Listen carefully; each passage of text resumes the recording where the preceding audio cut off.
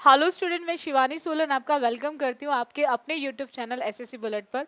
आज हम कुछ क्वेश्चंस करने वाले कंडीशनल सेंटेंसेस पे। बहुत इंपॉर्टेंट क्वेश्चंस हैं क्योंकि ये सारे आपके प्रीवियस एग्जाम्स के क्वेश्चंस हैं। जैसे कि आप बच्चे अगर एसएससी की तैयारी कर रहे हैं या आपने भी स्टार्ट करी है तो मैं आपको एक चीज़ बता दूँ, प्रीवियस का रोल बहुत ज़्यादा होता है आपके एग्जाम के अंदर। बहुत क्वेश्चंस आते हैं आपके प्रीवियस से, because nature of error repeat होती है, बार बार रिपीट होती है। चलिए स्टार्ट करते हैं सेशन को। अगर हम बात करें फर्स्ट क्वेश्चन की, आई would have told you if I receive the medicines. ये सीएचएसएल का क्वेश्चन है 12/8/2021 का। देखो एग्जाम में आपको सेंटेंस इंप्रूवमेंट मिलता है बच्चों। सेंटेंस इंप्रूवमेंट का मतलब होता है कि आपको एक पार्ट को एग्जामिनर अंडरलाइन करके दे देगा। जितना पार्ट अंडरलाइन करके देगा उतने पार्ट के लिए नीचे आपको इंप्रूवमेंट पूछेगा। ठीक है, जैसे कि आप बच्चे इसमें देख सकते हैं, रिसीव को एग्जामिनर ने अंडरलाइन कर रखा है और उसी रिसीव के लिए नीचे ऑप्शन दे रखे had received, I am receiving, would receive और नो सब्सटीट्यूशन। ये नो सब्सटीट्यूशन आप तभी टिक करेंगे जब ये रिसीव सही होगा, तो आप नो सब्सटीट्यूशन टिक करेंगे। अगर रिसीव सही नहीं है तो आपको फर्स्ट, सेकंड एंड थर्ड में से चेक करना है कि कौन सा वहां पर करेक्ट आंसर ऑप्शन होगा। अब देखो पॉइंट के सिंपल क्या आता है बच्चों कि हमें यहां पर वुड हैव दे रखा है with third form. Tell verb की फर्स्ट फॉर्म होती है और टेल की सेकेंड एंड थर्ड फॉर्म होती है टोल्ड। सेकेंड भी एंड थर्ड भी टोल्ड।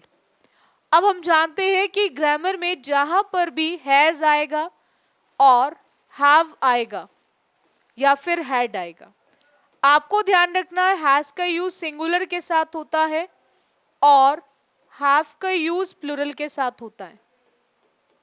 और ये हैज और हैव आपके प्रेजेंट में आते हैं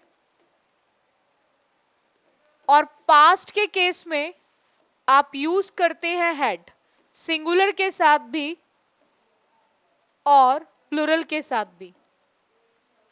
पास्ट के केस में आप हैड यूज करेंगे, पास्ट जब भी होगा तो आप हैड का यूज करेंगे। ठीक है, अब देखो सिंपल पॉइंट क्या आता है कि हमने यहाँ पे हैव देखा तो टोल्ड है। ठीक है, अब रिसीव करेक्ट होगा या नहीं, अब इसके लिए एक पॉइंट को समझना।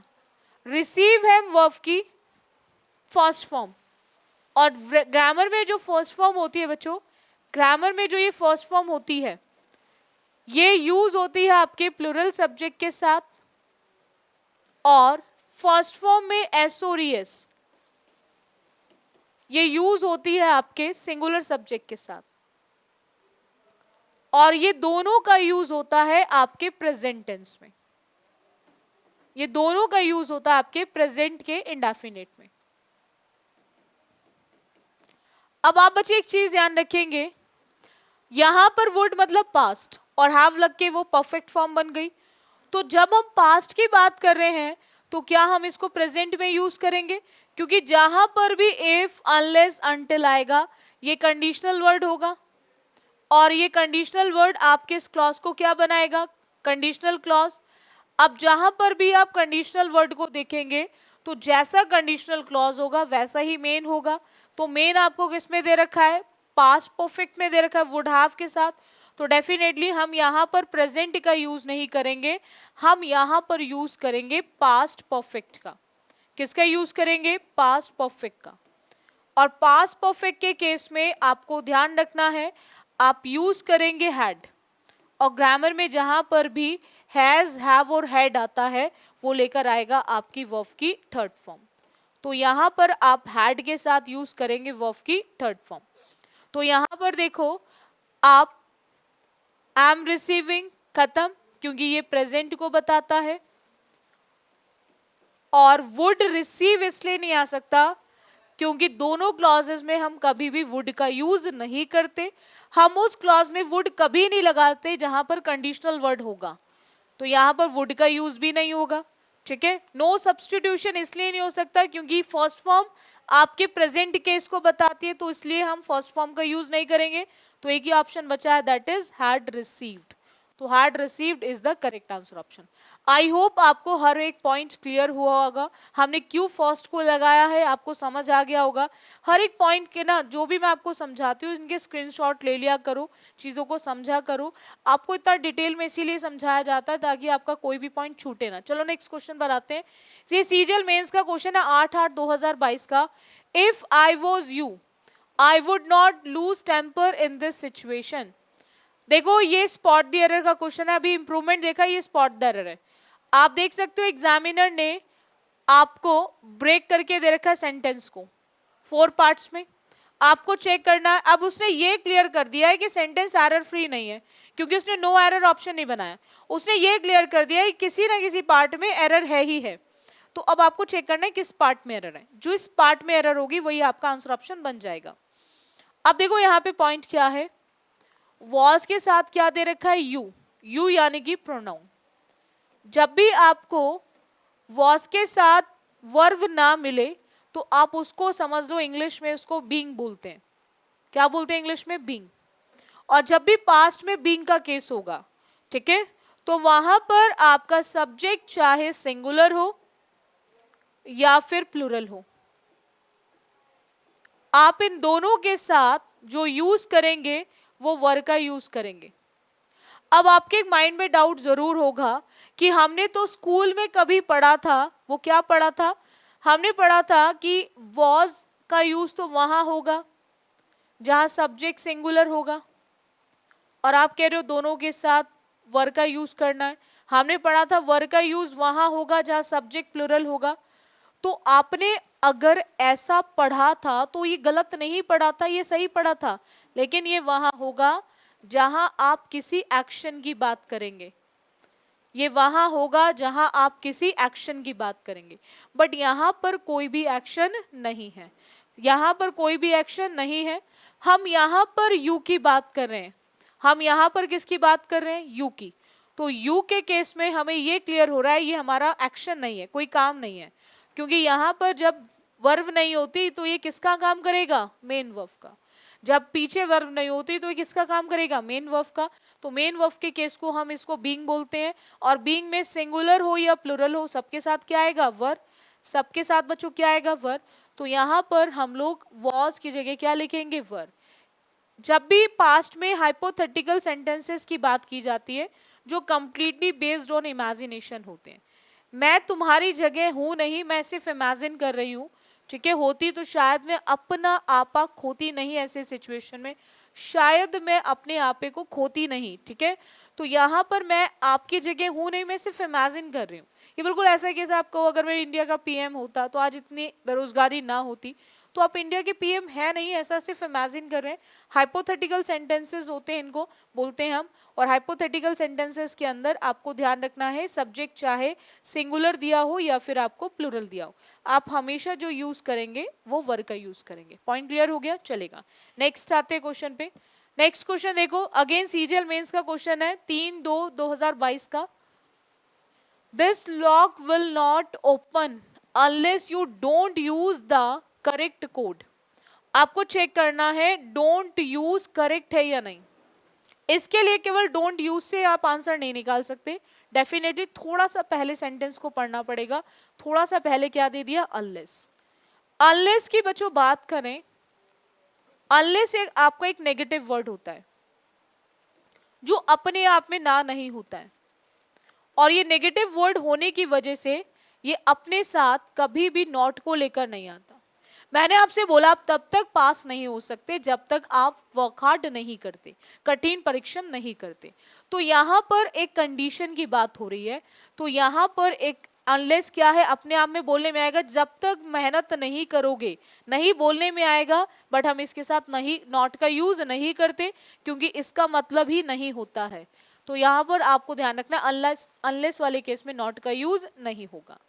अब नॉट का यूज नहीं होगा तो हमें क्लियर हो गया, नो इंप्रूवमेंट तो रिक्वायर्ड तो ऑप्शन होगा नहीं, क्योंकि वहां पे डेफिनेटली इंप्रूवमेंट की रिक्वायरमेंट है। अब यहां पर विल आपके फ्यूचर को बता रहा है, विल आपके फ्यूचर को बता रहा है।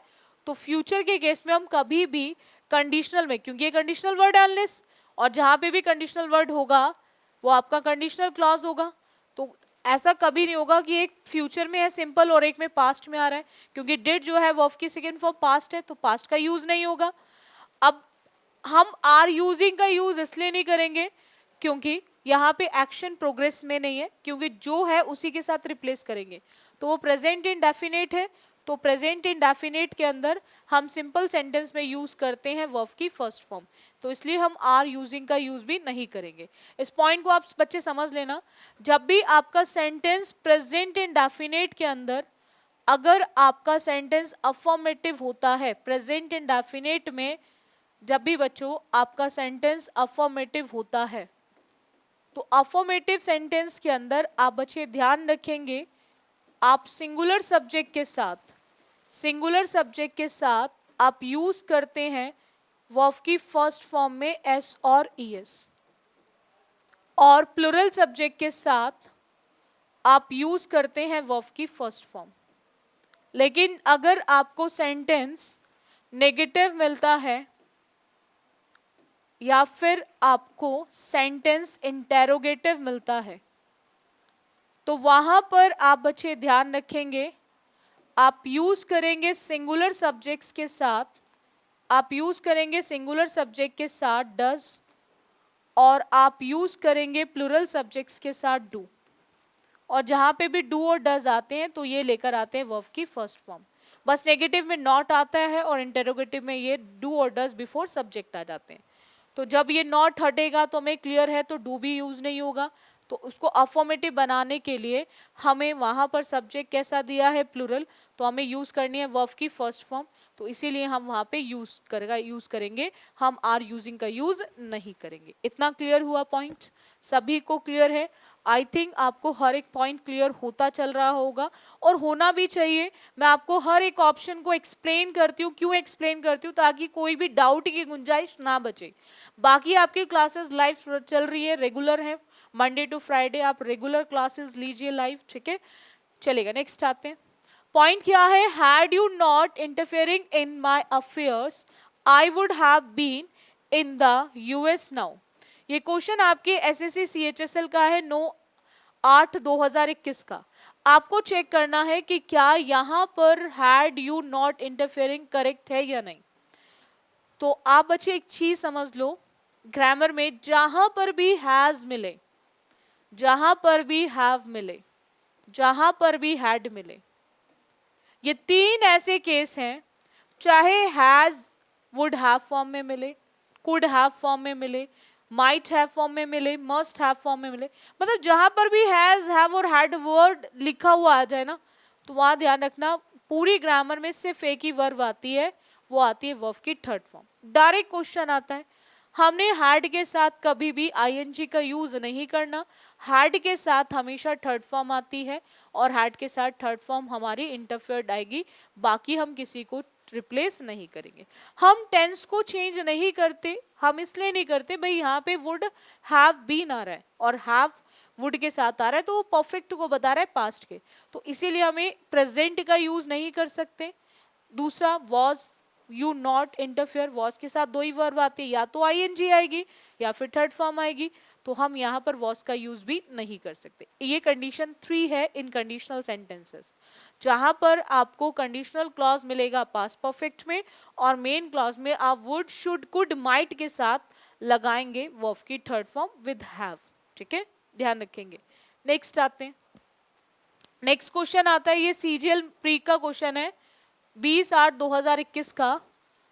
The shopkeeper would have find her if he come to know that she damaged the toy on exhibit। अब पॉइंट क्या आता है, आपको चेक करना, he come to know correct है या उसको किससे रिप्लेस कर सकते हैं। अब देखो, हमें ये क्लियर है कि he दे रखा है, he सिंगुलर सब्जेक्ट है। अब देखो एलिमिनेशन किस तरह से लगाएंगे, और हम सिंगुलर के साथ वर्ब की फर्स्ट फॉर्म का यूज नहीं कर सकते, तो नो सब्स्टिट्यूशन होगा नहीं। अब कम्स लिख सकते हैं। अब दूसरा पॉइंट, एक और चीज देखो, टू के साथ क्या दे दिया, न्यू। ग्रामर में जहां भी टू आता है वहां पे वर्ब की फर्स्ट फॉर्म आती है, और नो वर्ब की फर्स्ट फॉर्म होती है, और न्यू वर्ब की सेकेंड फॉर्म होती है और नॉन वर्ब की थर्ड फॉर्म होती है। तो आपको ध्यान रखना है ये फर्स्ट फॉर्म है, ये सेकेंड फॉर्म है और ये थर्ड फॉर्म है। तो आप बच्चे ध्यान रखेंगे जहां पर भी टू आएगा फर्स्ट फॉर्म आएगी, सेकेंड फॉर्म का यूज नहीं होगा, ये भी खत्म। अब दो ऑप्शन बचे, अब दो ऑप्शंस बचे हैं, तो आप चाहो तो इसको इस तरह से भी चेक कर सकते हैं, टू के साथ भी अगेन न्यू आ गया, तो ये भी खत्म। कौन सा ऑप्शन बचा है, वो है हमारा थर्ड। तो third is the correct answer option, he came to know will be the correct one. ठीक है, आप इस तरह से एलिमिनेट कर कर भी आंसर को निकाल सकते हो। इतना समझ आया, पॉइंट क्लियर हुआ। कभी कभी हमें एग्जैक्ट आंसर नहीं दिया होता है, हालांकि ये ग्रामेटिकली इनकरेक्ट ही है क्योंकि वो पास्ट परफेक्ट में है, तो ये भी पास्ट परफेक्ट में हैड के साथ आएगा। बट एग्जामिनर जहां पर भी हमें ऑप्शन देता है तो ऑप्शन के अकॉर्डिंग हमें उसको चेक करना होता है। लास्ट क्वेश्चन है ये, यहां पर दे रखा है the soldiers would not have surrendered if they not run out of animation. अब देखो ये सीजीएल का क्वेश्चन है मेंस का 19/1/2022 का। अब हम बात कर रहे हैं नॉट रन आउट। ग्रामर में नॉट कभी भी हेल्पिंग वर्ब के बिना यूज नहीं होता। नॉट को सबसे पहले चाहिए, अपने से पहले हेल्पिंग वर्ब, ये आपको हमेशा ध्यान रखना है। नॉट से हेल्पिंग वर्ब चाहिए। अब हेल्पिंग वर्ब चाहिए, नो इंप्रूवमेंट रिक्वायर्ड नहीं होगा। अब do not run out, had not run out, did not run out, यहां पे वुड हैव आ रहा है, और जहां पर भी वुड आता है मेन क्लॉज में, इस चीज को आप ध्यान रखना। अगर आपको कभी भी कंडीशनल में मेन क्लॉज के अंदर आपको मिले वुड, शुड, कुड, माइट के साथ हैव और उनके साथ वर्ब की थर्ड फॉर्म, तो आप बच्चे ध्यान रखेंगे उस केस में आप कंडीशनल क्लॉज के अंदर, आप कंडीशनल क्लॉज के अंदर आप यूज करेंगे पास्ट परफेक्ट, यानी कि हैड के साथ वर्ब की थर्ड फॉर्म, हैड के साथ वर्ब की थर्ड फॉर्म, हैड के साथ वर्ब की थर्ड फॉर्म। तो यहां पर हैड के साथ थर्ड फॉर्म एक ही ऑप्शन में आ रही है, वही आपका आंसर ऑप्शन बन जाएगी। आप डिड और डू नॉट को एलिमिनेट कर देंगे। बोलो इतना क्लियर हुआ। आज के लिए बच्चों इतना रखेंगे, बाकी करेंगे हम नेक्स्ट सेशन में। ठीक है, सो आज के लिए इतना रखिए। So thank you student for this session.